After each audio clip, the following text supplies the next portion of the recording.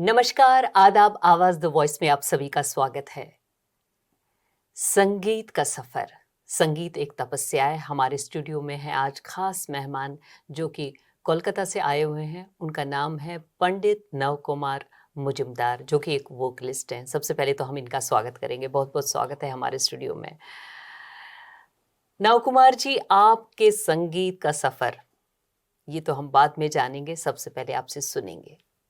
मेरा संगीत का सफ़र चूँकि एक मुझे बोनस पॉइंट मिला, उसका कारण ये है कि मैंने संगीत का तालीम हासिल किया जी। मेरे पिताजी स्वर्गीय पंडित प्रसाद मजूमदार जी से, जो कि एक जिनके पास संगीत का एक ख़जाना था। एक किताब भी उन्होंने लिखी है, नई बंदिशें, जिसमें उसका बंगला ट्रांसलेशन भी हुआ है। और पिताजी के वो तो बड़े पहुँचे हुए वोकलिस्ट थे। डबल इन कॉन्फ्रेंस और बड़े बड़े कॉन्फ्रेंस में बहुत बार उन्होंने गाया भी है। और एक ख़ास बात और कहना चाहूँगा कि मेरे पिताजी के मामा जी थे, नामी बंगाल के नामी साहित्यिक शरत चंद्र चट्टोपाध्याय जी। जो है, इसलिए जो संगीत का और साहित्य का ये सब इनका मिश्रण हमारे वंश क्या में बात है, चला आ रहा है। क्या बात है। आपको सारा माहौल ही जी वैसा मिला और आपने साधना की, तो इसी साधना का कुछ सुनाइए, मैं शुरुआत मेरे कीजिए। पिताजी पंडित प्रशांत मजूमदार जी का एक कंपोजिशन सुनाता हूँ, रागश्री में, मध्यलय, जी। छपताल, ये सुना दूँ।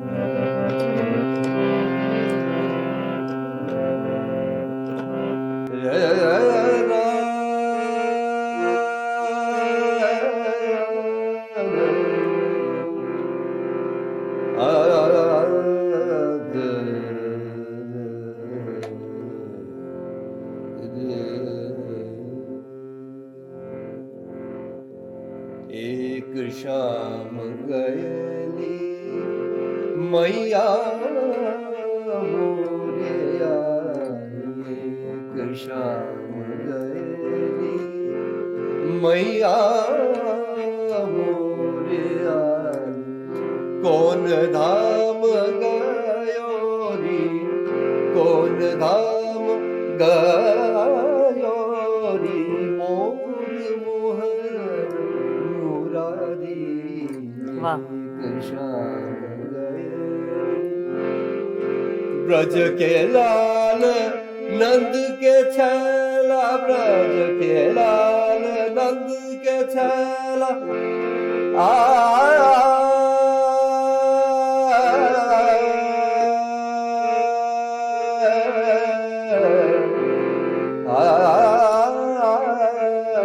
ब्रज के लाल नंद के छैला, बात करत रोक गैल, बात करत रोक गैल, कहाँ जाऊँ मोरियाली, कहाँ जाऊँ मोरियाली, शाम गयली मैया मोरियाली। Maga madani zani zani na, madani na, gamari zani zani na, zani zani zani saga zani saga madama, madani na madani madani zani zani na, gari gari gari zani zani zani zani na, madani zani zani na, gamari zani zani ek sham gayani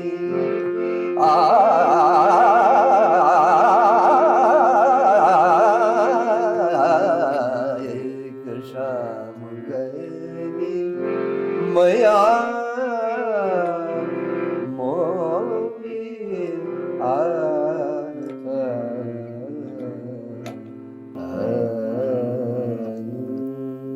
बहुत खूबसूरत, बहुत ही खूबसूरत। और पहले तो इसी तरह की बंदिशें हुआ करती जी थी हमारे जी हिंदुस्तानी क्लासिकल संगीत जी में। जी भगवान कृष्ण की भजन के तौर पे ही इनको गाया जाता था।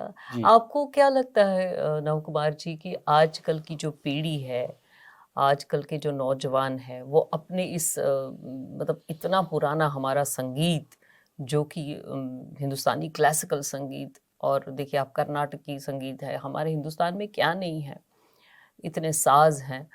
तो आजकल के नौजवान एक वो शॉर्टकट अपनाना चाहते हैं, तो उनके लिए क्या कहना चाहेंगे कि इंडियन क्लासिकल म्यूज़िक में आने के लिए कितना इम्पोर्टेंट है? सबसे पहली बात तो ये है कि ये म्यूजिक में इतना ये एक समंदर है।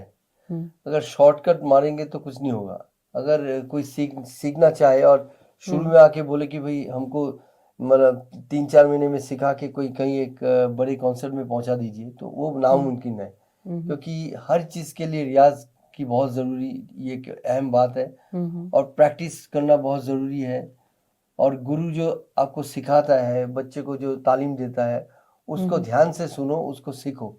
अगर जब तक नहीं सीखेंगे तो फिर आगे बढ़ नहीं सकते। और ये आजकल के बच्चों में कमी है। क्योंकि जी। वैसे मैं एक तरह से आजकल के आपको पेरेंट्स भी कहते हैं ना कि ये कब परफॉर्म जी, जी, करेगा, जी। 2 महीने कहीं भेज दिया और एग्ज़ैक्टली, कब और फिल्मी गानों पर इस तरह का वो एग्ज़ैक्टली एक और चलन है चलन आजकल। भी है और एक चीज़ और है कि अब देखिए पढ़ाई का भी एक स्टाइल चेंज हो गया। अब तो हुँ, कंप्यूटर का ज़माना है और पढ़ाई में भी इनका पेरेंट्स चाहते कि भई मेरे बच्चे डॉक्टर बने, इंजीनियर बने। इस तरह से मतलब उनका और साथ में म्यूज़िक भी करे। तो साथ में म्यूज़िक करे लेकिन उसको सब्सिडियरी सब्जेक्ट के हिसाब से माना जाता है। कि जी। थोड़ा-सा सीख ले, वही थोड़ा-सा गा ले, थोड़ा-सा हो जाए तो बहुत बढ़िया। ऐसा नहीं हो थोड़ा कुछ नहीं होता है। अगर आपको करना है उसमें एकदम लगन से मन लगाकर करना है, तभी गुरु आगे बढ़ गुरु से पाएँगे। ही। बिल्कुल गुरु जब जो दिखाता है रास्ता, उसी रास्ते पे चलना है, अदरवाइज़ तो वो भटक जाएगा। जी, यही हो रहा है। ये आजकल के जी, जी। नौजवानों के लिए तो आगे क्या सुनाना चाहेंगे आप हमें? मैं आगे सुनाना चाहूँगा एक अपना कॉम्पोज़िशन में हुँ, हुँ। अगर आप कहें तो अपना एक ग़ज़ल में मेरी कॉम्पोज़िशन है। जी।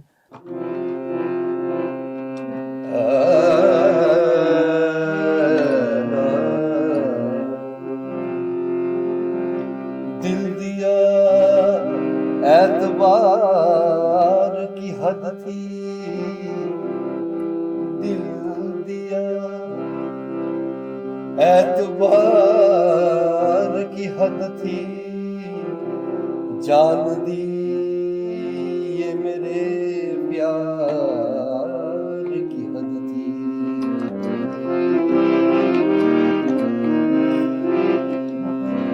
मर गया मैं, खुली नहीं आँखें, ये तेरे इंतज़ार की हद थी।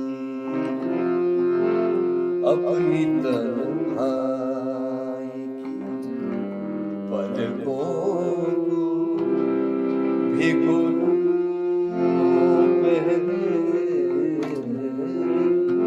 अपनी तन्हाई की पलकों को भिगो लूं पहले, फिर ग़ज़ल तुझ पे लिखूं बैठ के रो लूं पहले, अपनी तन्हाई। क्या बात है! तो आपने क्लासिकल संगीत की ट्रेनिंग ली, जी, उसके बाद आपने अलग-अलग चीज़ें गज़ल भी सीखी, भजन भी मतलब संगीत के तो अलग-अलग है ना?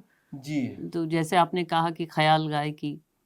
हाँ, ये हर एक का अलग-अलग रंग है, अलग-अलग मिज़ाज है। जी, जी। अब जिसका जैसा अंदाज़ हमको मिलता है कि भई जैसे क्लासिकल का जो एक ट्रेंड अलग है, आप ग़ज़ल गाएँगे उसका एक अलग फ़ॉर्मूला जी, है। तो कहाँ-कहाँ से आपने सीखा? मेरे पिताजी मैंने सीखा मेरे एक ही गुरु है मेरे पिताजी, उन्हीं से मैंने तालीम ली। क्या बात है! लेकिन एक मज़े की बात बता दूँ कि लाइट म्यूज़िक मैंने सीखा किसी नहीं, खाली ये है कि मैं मतलब वैसे तो सारे बड़े उस्ताद हैं और पहुँचे हुए हैं, हुँ, लेकिन मैं लाइट में एकदम प्योर लाइट के लिए बात कर रहा हूँ। हुँ। उसमें 2 जने को मैं बहुत ज़्यादा इज़्ज़त देता हूँ, मानता हूँ, सबको इज़्ज़त देता हूँ। उनमें से 2 जने ऐसे हैं मेरे लिए, जिनको मैं मानता हूँ कि हाँ, मेरे मतलब इनडायरेक्ट गुरु हैं, मतलब इनडायरेक्ट इवन डायरेक्ट हाँ ऑल्सो। जी, हाँ जी, हाँ उनमें जी। से एक है राहुल देव बर्मन और एक है किशोर कुमार। जी तो राहुल देव बर्मन, आर डी बर्मन का मैं इतना जबरदस्त फैन हूँ कि जी जी उनके स्टाइल के जो उन्होंने इतने सारे मतलब उनके कंपोजिशंस हैं, मतलब फिल्मी गाने आप तो तो जानती हैं। किशोर दा का कुछ हो जाए तो फिर। मैं एक सुना रहा हूँ उन्हीं के कंपोजिशन के स्टाइल में। जी हाँ, जो आप कह रही है वही सुनाने जा रहा जी हूँ। जी उसमें sure. मेरा भी एक कंपोजिशन 2 लाइन गा रहा हूँ, जिसमें उनके स्टाइल में मैंने अपना कंपोजिशन जी तैयार जी किया है। ये संगीत तो देखिए, सुनने से ही। हे जाने कैसे कब कहाँ इकरार हो गया, हम सोचते रह गए और प्यार हो गया।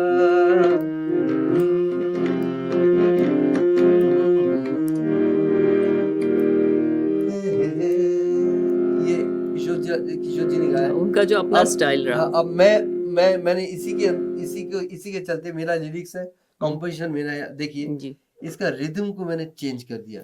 जैसे जाने कैसे में रिदम है, जाने कैसे कब कहाँ, जिंग ताक जिंग जिंग जिंग, तारा के जिंग ताक जिंग जिंग। इस रिदम में ये गाना है। अब मैंने रिदम को चेंज करके किया है, प्यार की मदहोश खुशबू हम दोनों में छा रही है, प्यार की मदहोश खुशबू हम दोनों में छा रही है, गुलशन के रंग खिलने लगे, दीवाना तुम दीवाना हम,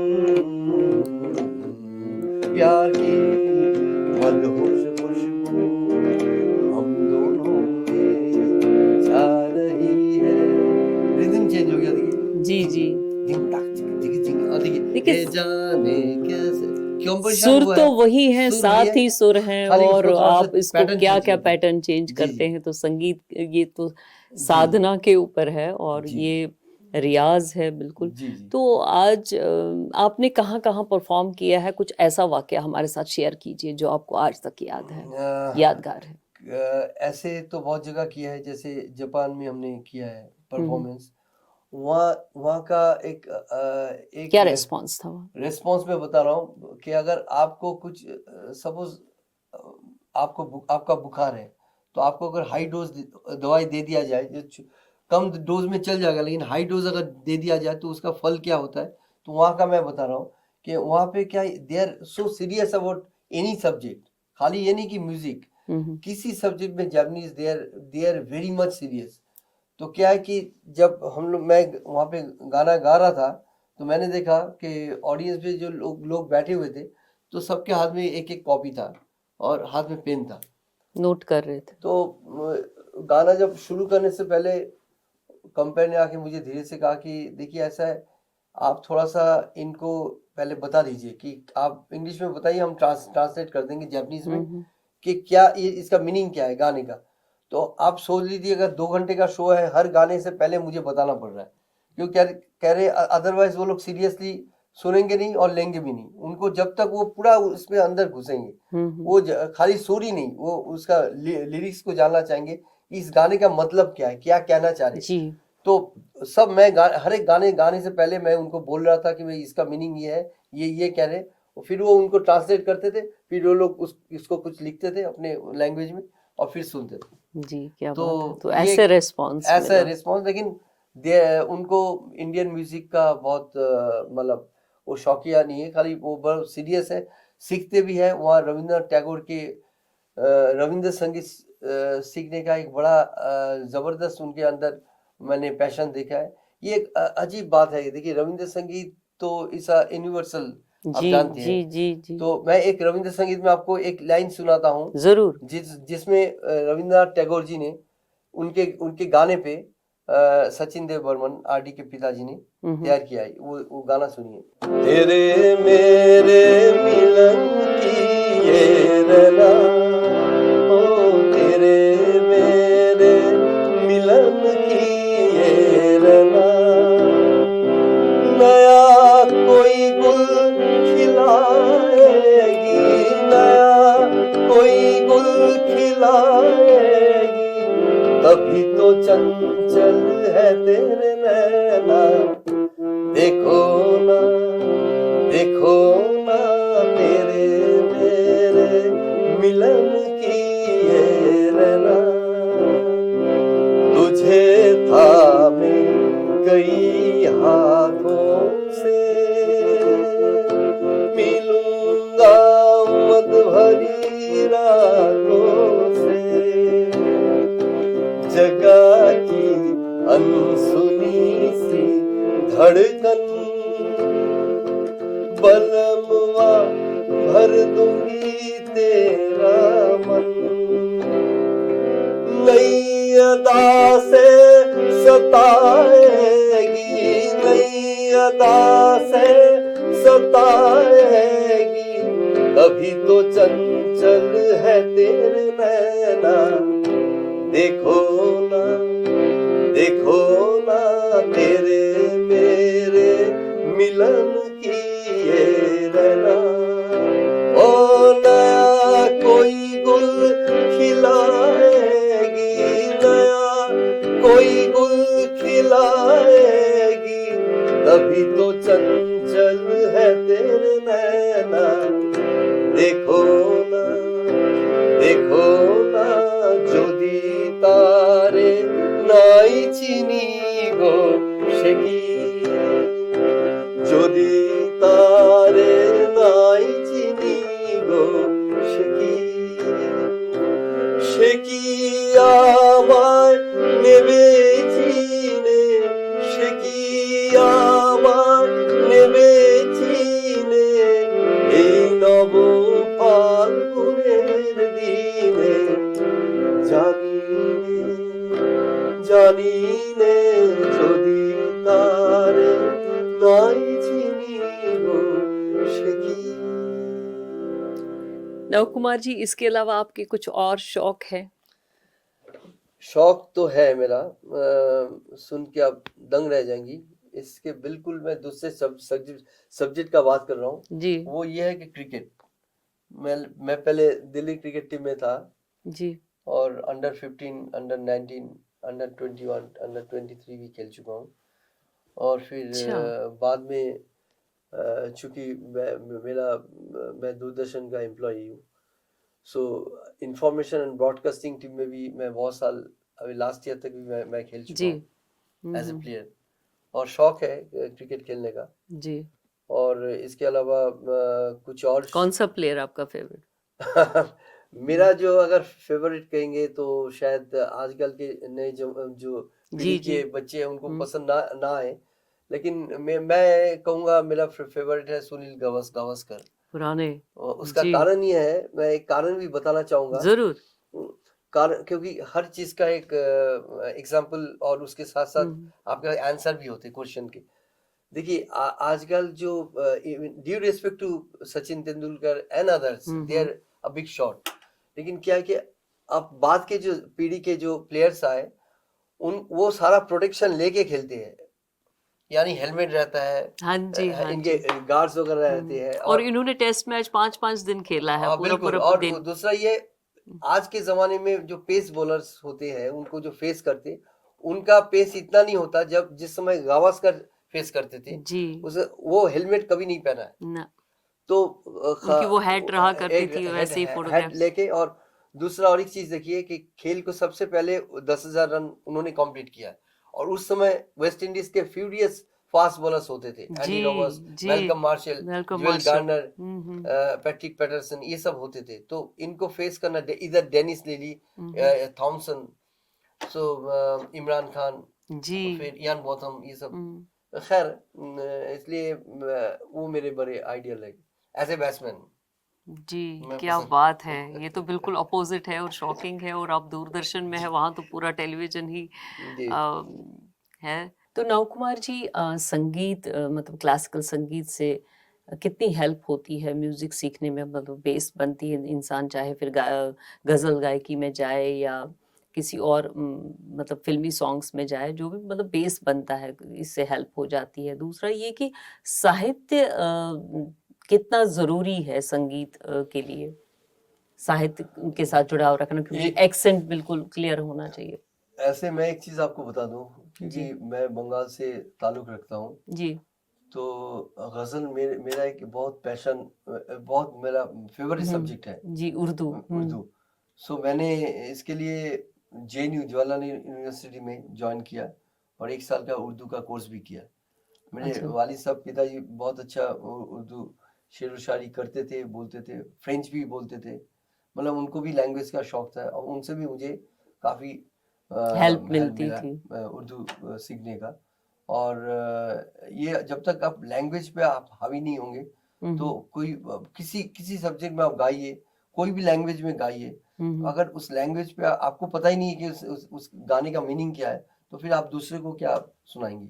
इसी जी, तरह इसलिए बोल बिल्कुल क्लियर कैसे होंगे? बिल्कुल साफ शब्दों में, चाहे बंगला गाए, पंजाबी गाए या मराठी गाए, कश्मीरी गाए, लैंग्वेज बिल्कुल क्लियर होनी चाहिए, ये मैं जी। मानता हूँ। और क्लासिकल के लिए मौसीकी इतनी जरूरी नहीं है, क्योंकि उसमें तो बोल बाट और आलाप तान ये सब ज्यादा दिखाया जाता है, लयकारी मतलब आपकी तैयारी दिखाई जाती है। जी।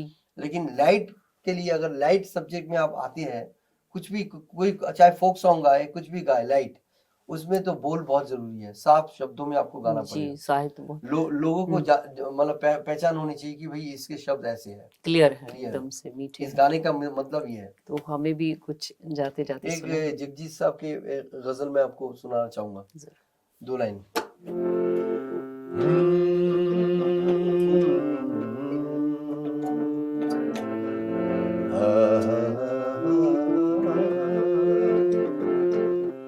होश वालों को खबर क्या, बेखुदी क्या चीज है। होश वालों को खबर क्या, बेखुदी क्या चीज है। इश्क कीजिए फिर समझिए, जिंदगी क्या चीज है। होश वालों खबर क्या, बेखुदी क्या चीज है।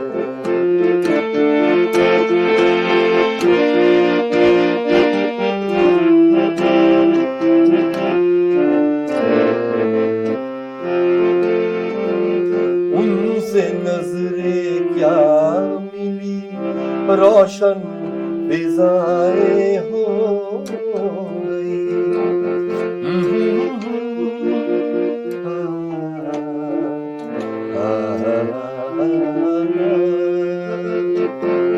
उनसे नजरें क्या मिली, रोशन फिजाएं हो गई।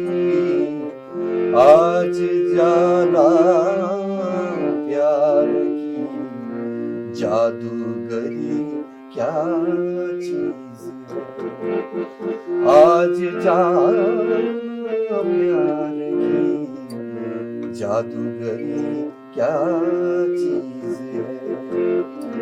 इश्क कीजिए फिर संभलिए, जिंदगी क्या चीज है। होश वालों को खबर क्या, बेखुदी क्या चीज है। बेखुदी क्या चीज है, बेखुदी क्या चीज है। तो आप संगीत सिखाते भी हैं? जी तो यही प्लानिंग है आपकी?